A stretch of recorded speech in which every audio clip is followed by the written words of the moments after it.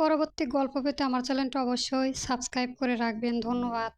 ভোর নিজের দুটো হাত বাড়িয়ে তুলে ধরল আর্দ্র চোখের সামনে। আর্দ্র ঘোলা হয়ে আসা দৃষ্টিতে দেখল মেহেদিরাঙা হাতে তালুতে মাহিমের নামটা স্পষ্ট জ্বলজ্বল করছে।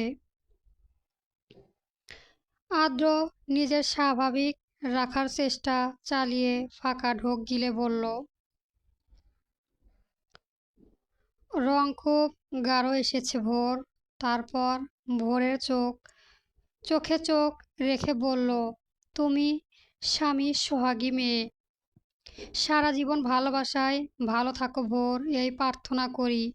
ভোর দুহাত নামিয়ে নিয়ে আর্দ্রর ঘোলা দৃষ্টিতে নজর রেখে বলল, আপনি কে?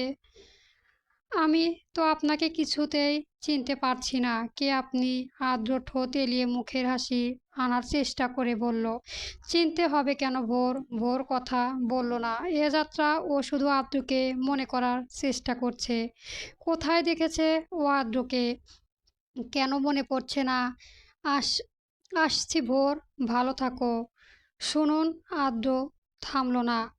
ঘুরে দাঁড়িয়ে আবারও দেওয়ালে বয়ে নিচে নেমে গেল। ভোর তখনও একভাবে দাঁড়িয়ে নিজের ভাবনায় মশগুল, যেন আর্দ্রকে সে এইবারে চিনেই নেবে। কোথায় দেখেছে ও আর্দ্রকে? কেন আর্দ্রকে এতটা চেনা চেনা লাগে, নিজের নিজের লাগে? কেন ভোর মনে করতে পারছে না? তবে ভোর নিশ্চিত ও কোনো না কোনো ভাবে আর্দ্রকে অবশ্যই চেনে। নইলে আদ্র কেন এভাবে ওকে দূরে থেকে দেখবে, আর আজ এভাবে সামনে বা আসলো কেন? সারাটি রাতও ভোরের দু চোখে আর ঘুম ধরা দিল না। রুমে এর মাথা থেকে ও মাথা হেঁটে হেঁটে আদ্রকে ভেবে গেল। গায়ের শাড়িটাও পরিবর্তন করা আর হলো না। এক সময় বিছানায় বসে পড়ল ধপাস করে। কতটা সময় চলে গেল তার খেয়াল রইল না। অনেকটা সময় পর সকালে ডাকি আওয়াজে যখন শুনতে পেল, তখন উঠে রুমে দরজা খুলে দিল। দেখল দরজার সামনে মাহিম, ইমরান রহমান সহ বাড়ির সকলে প্রায় উপস্থিত রয়েছে। ভোরকে দেখতে পেয়ে মাহিম জিজ্ঞেস করলো, কি হয়েছে ভোর? কখন থেকে সবাই তোমায় ডেকে চলে যাচ্ছে, দরজা খুলছে না না যে? ভোর সবার মুখের দিকে চেয়ে চোখ নামিয়ে মিথ্যে বলল, আসলে কাল অনেক রাতে ঘুমিয়েছিলাম তো, তাই ঘুম চোখ। আচ্ছা আচ্ছা, এখন কেমন লাগছে?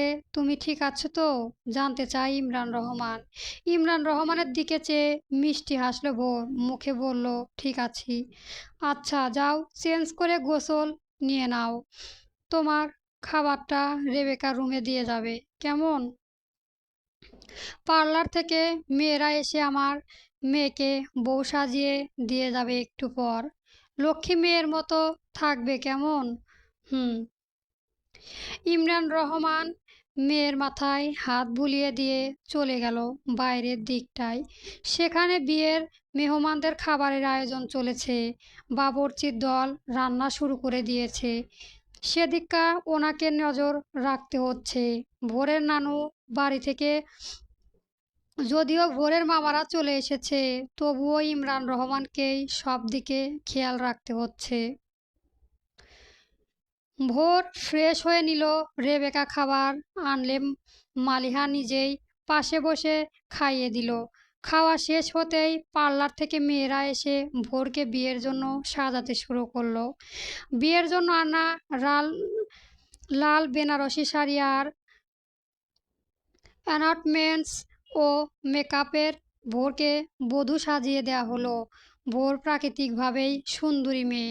এখন বউ সাজানোর পর তাকে দেখতে আরও মোহনীয় লাগছে, চমৎকার লাগছে। মেকআপ আর্টিস্ট মেয়েগুলো ভোরের রূপে প্রশংসা করলো। নতুন জীবনের শুরুতে শুভকামনা জানালো। সাজানো শেষ হতেই ভোরের পাশে বসে থাকা মালিহাকে বলল, তুমি একটু বাইরে যাবে? আমি একটু একা থাকতে চাচ্ছিলাম আর কি। মালিহা ঠিক আছে বলে বাইরে চলে গেল, ভোরকে একা সময় কাটানোর সুযোগ করে দিয়ে। মেয়েটা তো অসুস্থ হয়ে যাওয়ার পর থেকে সবসময় চুপচাপ আর একাই থাকতে পছন্দ করে। আবিদা দুপুরের খাবার রান্না করছিল কিচেনে। সকাল থেকে এখনো আদ্র রুমের দরজা খোলেনি। সকালের নাস্তাও মুখে দেয়নি। ছেলেটা আজকাল কেমন আবিদার কথাবার্তা শুনছে না, সব সময় চুপ থাকে, কিছু জিজ্ঞেস করলে উত্তর দেয় না পর্যন্ত। অদিতার ছেলেকে খাইয়ে দিচ্ছে সোফায় বসিয়ে। অদিতার দিকে চেয়ে আবিদা বলল, দেখে আয় না আদ্র উঠেছে কিনা। আজ শুক্রবারে মসজিদে যাবে না? কখন উঠবে? যখন সময় হবে তখন এমনি উঠে বাইরে চলে আসবে, এত ডাকাডাকি করতে হবে না। আবিদার মেয়ের দিকে চোখ গরম করে চাইলো। আজকাল ছেলে মেয়ে দুটো তার কথা যেন দামই দিচ্ছে না। তিনি গজ গজ করতে করতে রান্না সামলালেন। খানিক বাদেই আদ্রকে বাইরে চাবি হাতে সিঁড়ি বেয়ে দৌড়ে নামতে নামতে দেখতে পেয়ে অদিতা জানতে চাইল, এভাবে ছুটছিস কোনে? কোথায় যাচ্ছিস? আদ্র জবাব না দিয়ে সোজা সদর দরজার দিকে এগুতে থাকলো। তার দেখতে পেয়েই অদিতা ফের বলল, আদ্র শোন আমার কথা।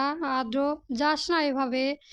আদ্র থামলো না, যেতে যেতে বলল, এখন আটকাস না আপু, আমি যাব আর আসবো, ওকে দেখেই চলে আসবো। অদিতা স্থির হয়ে দাঁড়িয়ে রইল। আবিদা কান্না ফেলে ছুটে এসে মেয়ের কাছে জানতে চাইলো, কোথায় যাবে ও? ও কি আবার ওই মেয়েটার কাছে যাচ্ছে? আমার কাছে কথা লুকাবি না আদিতা। যাচ্ছে। ভোরের আজ বিয়ে আম্মু, ওর কাজিনের সাথে বিয়ে হচ্ছে। তোমার ছেলে ওকে দেখতে যাচ্ছে। তোমার ছেলে প্রতিশোধ নিতে অভিনয় করতে গিয়ে বাজেভাবে ফেঁসে গেছে আম্মু। আবিদার মেয়ের কথা শুনে আদ্র চলে যাওয়া দেখলো পেছন থেকে। আদ্র আবারও সুযোগ বুঝে বাড়ির পেছনে ওয়াল পকেটের ভেতর ঢুকেছে। আবারও গাছ আর দেওয়াল বেয়ে ভোরের রুমে বেলকুনিতে উঠে এসেছে। ভোর তখন রুমের ভেতরে বসা ছিল। ধপ করে শব্দ হওয়াতে ভোর উঠে বেলকুনির দরজা খুলে বাইরে এলো। চোখের সামনে সাদা টি শার্ট আর ব্লু জিন্স পরা সুদর্শন আদ্রকে ছন্নছাড়া রূপে দেখতে পেল। ভোরকে দেখতে পেয়ে আদ্র স্বস্তি হয়ে দাঁড়িয়ে পড়ল। বউ, লাল টুকে বউ সেজেছে বউ, কি অপূর্ব সুন্দর লাগছে দেখতে। চোখ মন মস্তিষ্ক সব শীতল হয়ে গেল আদ্রর। এভাবেই একদিন ভোর তার জন্য বউ সেজেছিল। নিজের পরিবার ফেলে মেয়েটা ওর হাত ধরেছিল, বিশ্বাস করেছিল আদ্রকে। আদ্রর সাথে ভালো থাকার স্বপ্ন জমিয়েছিল দুই নয়নে। আদ্র নিজ হাতেই সবটা শেষ করে দিয়েছে, বাজেভাবে ঠকিয়ে দিয়েছে ওর ভালোবাসাকে। কেন এসেছো? আদ্র চমকায়। কি বললে? খুঁজে পায় না। ভোর তো তাকে ভুলেই গেছে। সম্পর্ক আদ্র নিজ হাতে শেষ করে দিয়েছে। তবে আদ্র কেন এসেছে ভোরের সামনে? কেন এসেছে? এই প্রশ্নের জবাব আদ্র নিজেও জানে না, তাই চুপ থাকলো। বউ সাজে তোমায় দেখতে এসেছি ভোর, দেখতে এসেছি। তুমি চলে যাও আদ্র, আমার কাছে আশাটা তোমাকে শোভা পায় না। আমি তোমাকে ভুলে গিয়ে অনেক ভালো আছি আদ্র, আমাকে তুমি ভুলেই থাকতে দাও। আদ্র স্তব্ধ হয়, হতবাক হয়ে দাঁড়িয়ে রয়ে কেবল ভোরের মুখে নিজের নামটা শোনে। ভোর কি তবে সব মনে করতে পেরেছে? আদ্রকে চিনতে পেরেছে? কিছু বলবে তার আগেই ভোর ফের বলে উঠল, আমার কাছে আর এভাবে এসো না তুমি আদ্র, চলে যাও।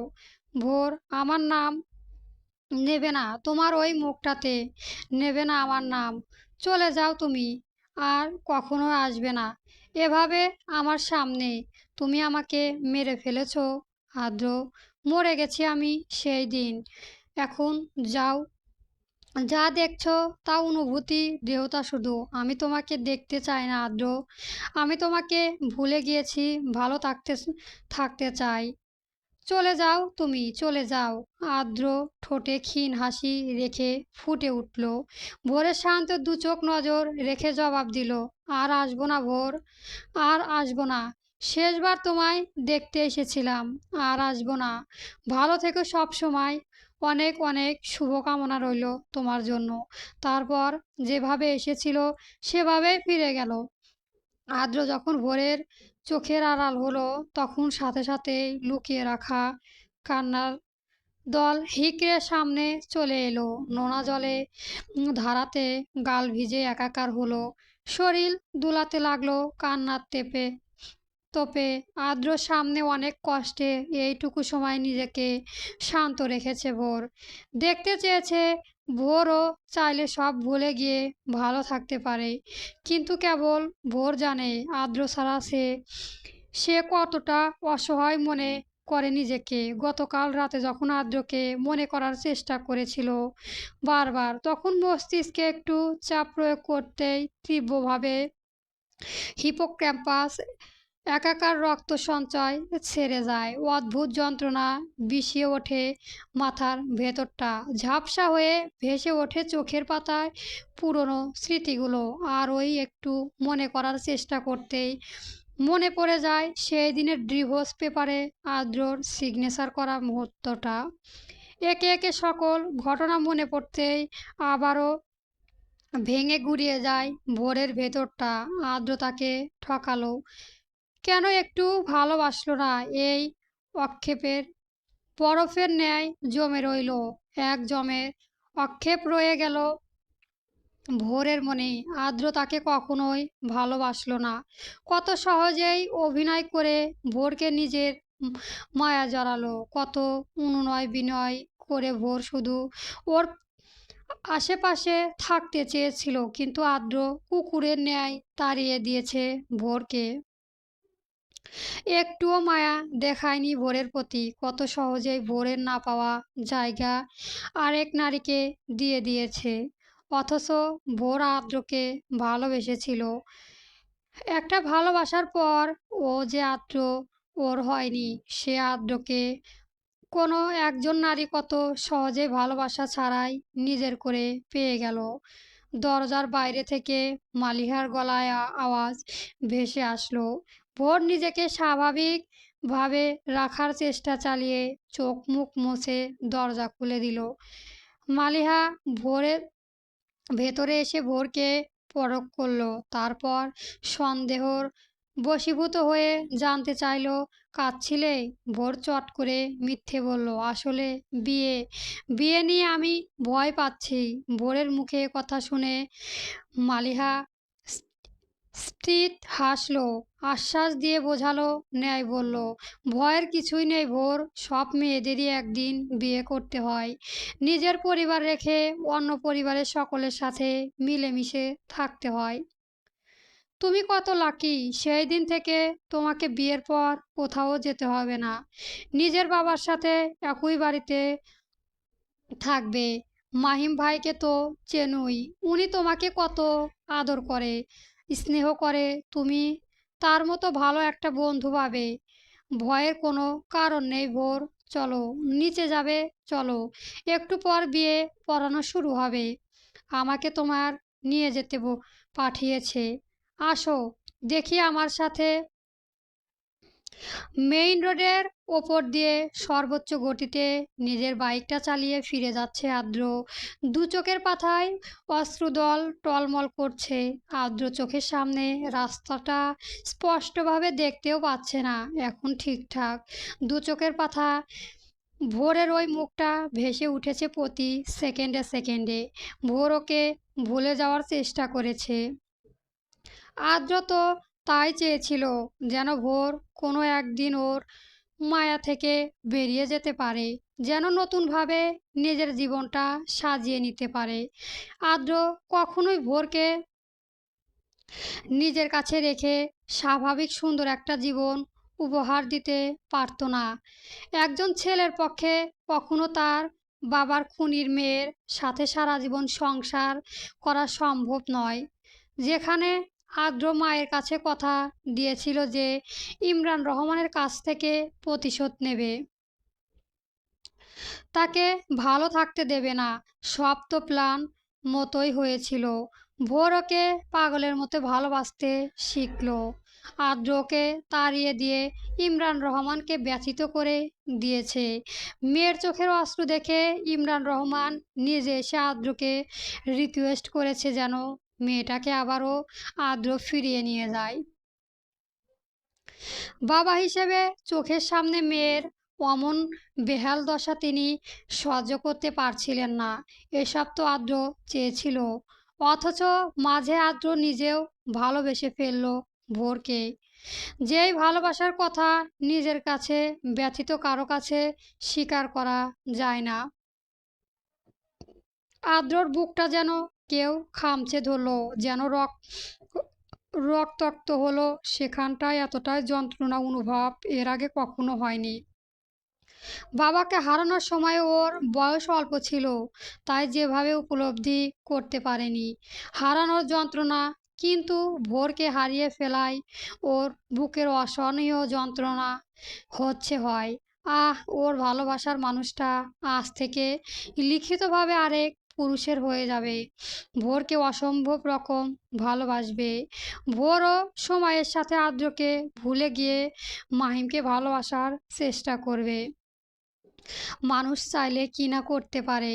ভোর তো নিজের জীবনে মাহিমকে পেয়ে আদ্রকে ভুলে থাকার চেষ্টা করবে, কিন্তু আদ্র কি কখনো পারবে তাকে উন্মাদের ন্যায় ভালোবাসার মানুষটাকে ভুলতে? না, আদ্র কখনো পারবে না ভোরেরকে ভুলতে। চোখের পলক ফেলতেই যেন মেয়ের অশ্রুচিত্র দু নয়নের চোখে ভেসে ওঠে সেই মেয়েকে। কখনোই ভুলতে পারবে না আদ্র, একদম ভুলতে পারবে না। আদ্র চোখের সামনে সব অন্ধকার হয়ে এলো। রোদের তীব্র তাই নাকি চোখের জলের ঝাপসা ও কিছুই ঠাঁই করতে পারল না। রাস্তা বাঁকাটাও খেয়ালই করেনি। ঠিক সেই মুহূর্তে বিপরীতের দিক থেকে ধয়ে আসে একটা দুর্গতির ট্রাক সজোরে হর্ন দিল। আদ্র হাত দুটো যেন মুহূর্তেই জন্যই অবশ হয়ে গেল। ও কি ব্রেক কমছে নাকি বাইক ঘুরে অন্যদিকে মোড় নেবে বুঝে ওঠার সময়টুকুও পেল ঠিকঠাক। মুহূর্তেই এক বিকট শব্দে পুরো এলাকায় কেঁপে উঠল। আদ্র বাইকটা ট্রাকের নিচে পিষে হয়ে ছিটকে গিয়ে পড়ল রাস্তার পাশে। টাইবেন আদ্র দেহটা বাসে তেরে অনেকটা দূরে গিয়ে আছাড় খেলো। মাথায় পেছনে ফেটে চৌচির হয়ে গেল। দুপুরের তপ্ত কালো পিচের রাস্তাটায় মুহূর্তেই আদ্রর তাজা রক্তে ভিজে লাল হয়ে উঠল। আদ্র নিস্তেজ হয়ে পড়ে আছে। ওর আধবোজা চোখের দৃষ্টি আকাশে সে করা রোদের দিকে। অদ্ভুত এক প্রশান্তি এখনো ওর মুখে, যেন বুকটা কিছুক্ষণ আগেও যন্ত্রণা ফেটে যাচ্ছিল সেখানে এখন আর কোনো হাহাকার নেই। চারপাশে মানুষের চিৎকার জটলা সবকিছুই ওর কানে ঝাপসা হয়ে আসছে। আদ্র শেষ নিঃশ্বাসটা ধীরে ধীরে মিলিয়ে গেল সেই দুপুরের তপ্ত বাতাসে। ভোর বিয়ে পড়ানোর কথা শুনে জমে গেল ভেতর থেকে। দু হাতে খামচে ধরল শাড়িটা। মালিহা সেসবে নজর না রেখে ভোরের একটা হাত নিজের হাতে আবদ্ধ করে নিয়ে চলল বিয়ে পড়ানোর স্টেজের দিকে। ভোরকে নিয়ে মাহিমের পাশে সোফায় বসিয়ে দিল। ভোর চোখ তুলে মাহিমের মুখের দিকে চাইল। সাথে সাথে সেখানে কল্পনায় আদ্রর মুখটা ভেসে উঠল। ভোরের আবারও বুকটা পিষিয়ে উঠল। নজর ফিরিয়ে সামনে রাখলো ভোর।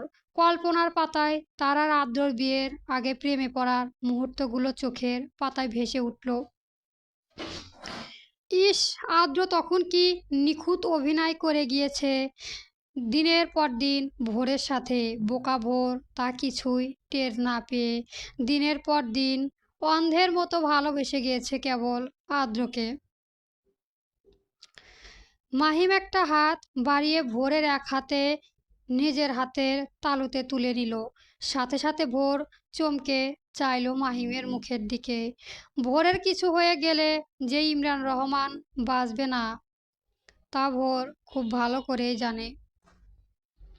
তাই তো মাহিমের সাথে বিয়েতে সে মত দিয়েছে, নিজের যেমনই হোক হলেই থাকুক না কেন, দিন শেষে তার বাবা তো একটু ভালো থাকুক, সে ছাড়া তো বাবাকে ভালো রাখার আর কেউ নেই। নার্ভাস লাগছে ভোর। ভোর মাহিমের মুখের দিকে চেয়ে মাথা নাড়িয়ে না বোঝায়। মাহিম তা দেখে স্বস্তির শ্বাস ফেলল। যাক বাবা, ভোর ঠিক আছে। আর মাত্র কিছুক্ষণ, তারপর সম্পূর্ণ মাহিমের হয়ে যাবে, তা ভাবতে আনন্দে মাহিমের বুকটা ভরে উঠল। বিকেল 2টে বাজতে কাজী সাহেব এসে বিয়ে পড়ানো কাজ শুরু করে দিল। ইমরান রহমান এগিয়ে এসে মেয়ের পাশে বসলেন। কাজী সাহেব কবুল বলতে বলে হাতের রেজিস্টার খাতা ভোরের দিকে গিয়ে দিলেন। চারপাশে সবাই দৃষ্টি এখন লাল বেনারসি পরা ভোরের উপর।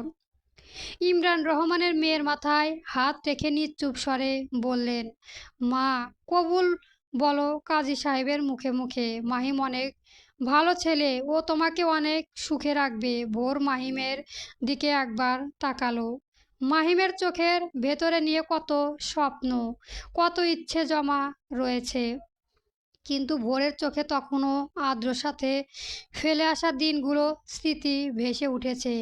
কাজী সাহেব যখন ভোরকে কবুল বলার জন্য বলল, তখন ভোর চুপ করে রইল মাথা নামিয়ে। পাশ থেকে মালিহা এসে ভোরকে কবুল বলতে বলল। ভোর মুখ খুলল না, কেবল আদ্রর কথা ভেবে আবারও ফুঁপিয়ে উঠল ভেতর থেকে। মাহিম ভাবল ভোর ভয় পাচ্ছে, তাই হাতে শক্ত হাতটা আরও একটু শক্ত করে চেপে ধরল নিজের সাথে। পাশ থেকে নিজেও বলল, ভোর, সবাই অপেক্ষা করছে, কবুল বলে ফেলো। ভোর কোনো জবাব দিতে পারল না। ওর মস্তিষ্ক তখন অবাধ্য, এক তীব্র যন্ত্রণায় ওর পুরো শরীরটা ঝিমঝিম করে উঠল। পরক্ষণে কোনো কিছু বোঝার আগেই ভোরের দেহটা ধপাস করে সোফার উপর ঢলে পড়ল। পাশ থেকে মাহিম চট করে মাথার টুপিটা ছুঁড়ে ফেলে ভোরকে ঝাপটে ধরে রাখলো নিজের বুকের সাথে। ভোরের নাম ধরে বারবার বলতে লাগলো, কি হলো ভোর, চোখ খোলো ভোর, ভোর, এই ভোর। ভোর আর জবাব দিল না। ইমরান রহমানের দৌড়ে এসে মেয়ের দেহটা নিজের কোলের মাঝে নিয়ে নিল। ভোর তখন কেমন অদ্ভুত প্রতিক্রিয়া দেখাচ্ছে। মেয়ের মাথাটা নিজের বুকের সাথে মিশিয়ে ধরে রাখলেন। আবারও মেয়ের নাম ধরে ডাকতে থাকলেন, তবুও ভোর জবাব দিল না। ইমরান রহমানের মুখের দিকে চেয়ে আস্তে আস্তে বলল, আমার খুব কষ্ট হচ্ছে বাবা। ইমরান রহমান হু হু করে কেঁদে উঠে মাহিমকে গাড়ি বের করতে বলল। যত দ্রুত সম্ভব ভোরকে হাসপাতালে নিতে হবে। মাহিম আর অপেক্ষা করলেন না, ছুটে গিয়ে গাড়ি বের করে আনলো। ইমরান রহমানের কাছ থেকে ভোরকে নিজের কোলে তুলে গাড়িতে নিয়ে পেছনের সিটে বসিয়ে দিল।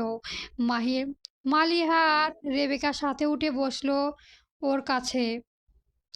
ইমরান রহমান মাহিমকে পাশের সিটে উঠে বসতে গিয়ে ভোর নিজের পাশে বসতে বলল। বাবার কাঁধে মাথা রেখে অস্থির হয়ে উঠল। বিয়েবাড়ির আমেজ, আনন্দ, উৎসব মুখের পরিবেশ মুহূর্ত বদলে গিয়ে বিষাদ নামিয়ে আনলো। ভোরের মামা খালারা পেছনের গাড়িতে উঠে হাসপাতালের উদ্দেশ্য রওনা দিলেন। মাহিম স্পিড বাড়িয়ে দ্রুত হাসপাতালে পৌঁছে যাওয়ার চেষ্টা করলো। ইমরান রহমানের মেয়ের মুখে দিকে চেয়ে মাহিমকে আদেশ করলো, মাহিম, জোরে চালাও গাড়ি, আমার মেয়ে খুব কষ্ট হচ্ছে। ওর কষ্ট হচ্ছে? ভোর দ্রুত শ্বাস নিচ্ছে, শরীর ঘেমে উঠছে। এসি গাড়ির মাঝেও বুকের ভেতর অসহনীয় ব্যথা তোলপাড় চলছে। শক্ত হাতে বারবার পাঞ্জাবির কাপড় পেঁচিয়ে ধরলো। ও নিজের থেকে মেনে নিতেই পারছে না আদ্র জায়গাটা মাহিম এসে দখল করে নেবে।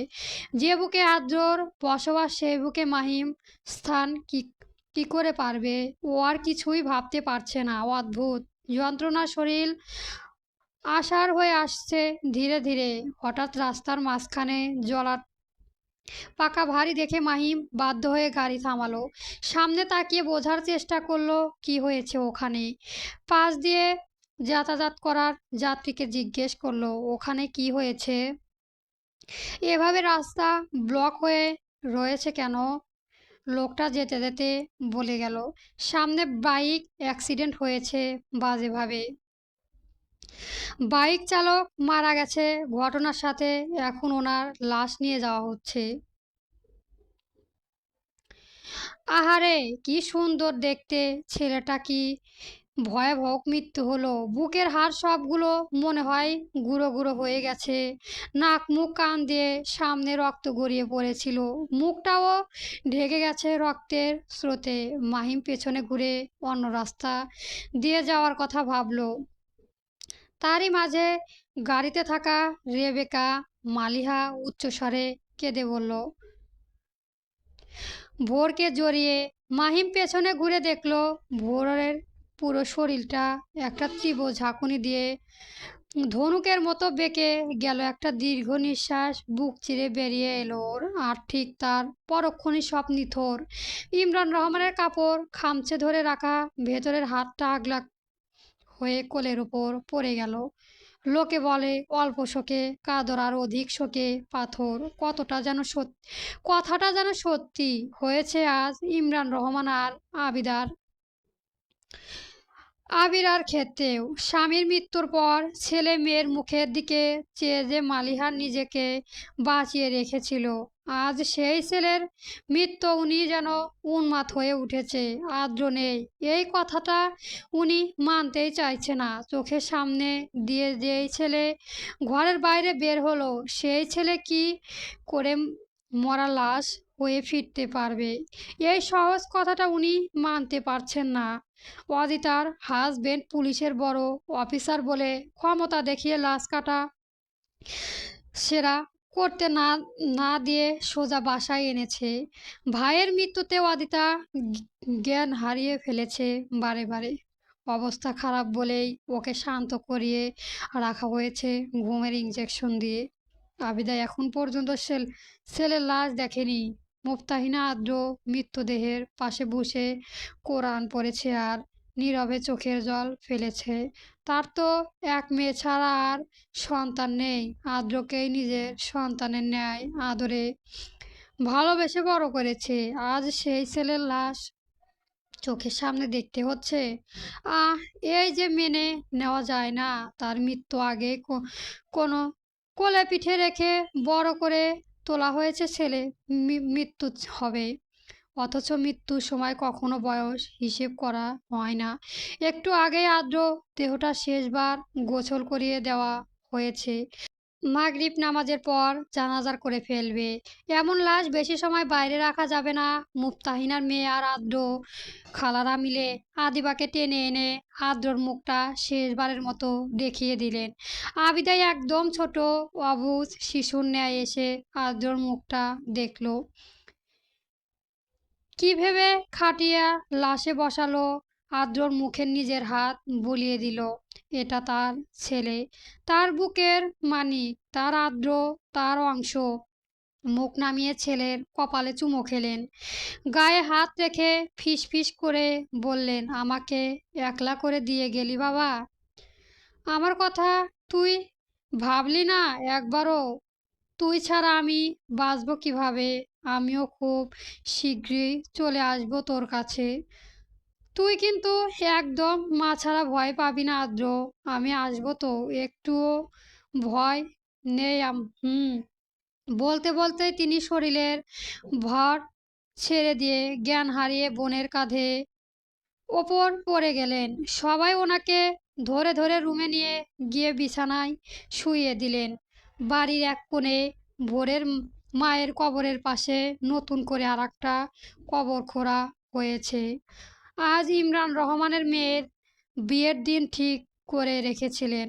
কত শত মানুষজন দাওয়াত করেছিলেন, অথচ আল্লাহ তাআলা পরিকল্পনা ছিল অন্যরকম। মেয়ের বিয়ের দাওয়াত খেতে আসা সকল আত্মীয় স্বজন এখন মেয়ের জানাজার অংশগ্রহণ করার প্রস্তুতি নিচ্ছে। যেহেতু কাছে সব মানুষ আজ ইমরান রহমানের বাসভবনের আগে থেকে উপস্থিত ছিল, তাই জানাজার যত দ্রুত করে ফেলবে সিদ্ধান্ত নেওয়া হয়েছে। ঠিক মাগরিবের আজানের পর মেয়ের মৃত্যুতে ইমরান রহমানের পুরোপুরি নিস্তব্ধ হয়ে গিয়েছে। কেমন অনুভূতি, শূন্য হয়ে বসে আছে মেয়ের শিউরে। এই বিশাল পৃথিবীতে একমাত্র মেয়ে ছাড়া আর কেউ ছিল না ওনার।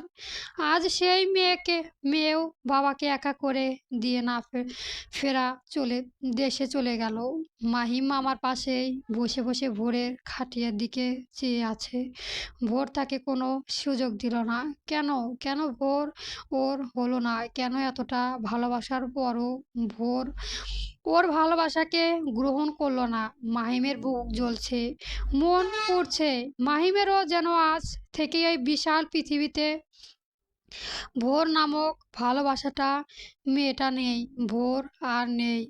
আজান দিয়ে দিল। সবাই অজু করে এসে প্রথমে কাতারে দাঁড়িয়ে নামাজ আদায় করে নিল। এরপর জানাজার সামিল হলো একই দিনে, একই সময়, একই পৃথিবীর বুকে, আলাদা আলাদা স্থানে। ভোর আর আদ্রর জানাজা শেষ হলো। মৃতদেহ কবরে শরীয়ত করা হলো।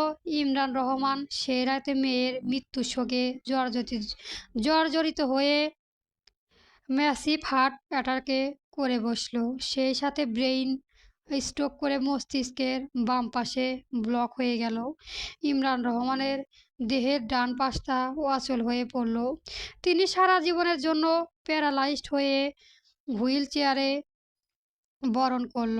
কথা বলতে তার অসুবিধা হয়, স্পষ্ট শোনায় না। দিনের বেশিরভাগ সময়টা নিজের রুমের জানালার পাশে বসে কাটিয়ে দেন।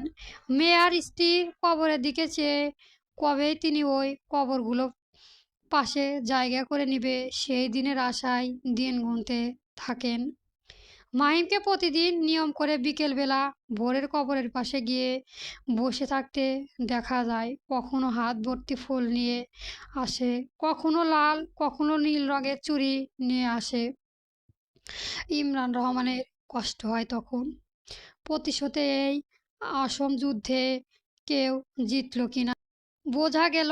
তবে কতগুলো সাজানো জীবন শ্মশান হয়ে গেল। চাপা বনের ফুল আর অলিশানে সারা জীবনে লুকোচুরি খেলে গেল। বন্ধুরা, আরও ভালো ভালো গল্প পেতে আমার চ্যানেলটা অবশ্যই সবার আগে সাবস্ক্রাইব করে রাখবেন। ধন্যবাদ। সমাপ্ত পর্ব।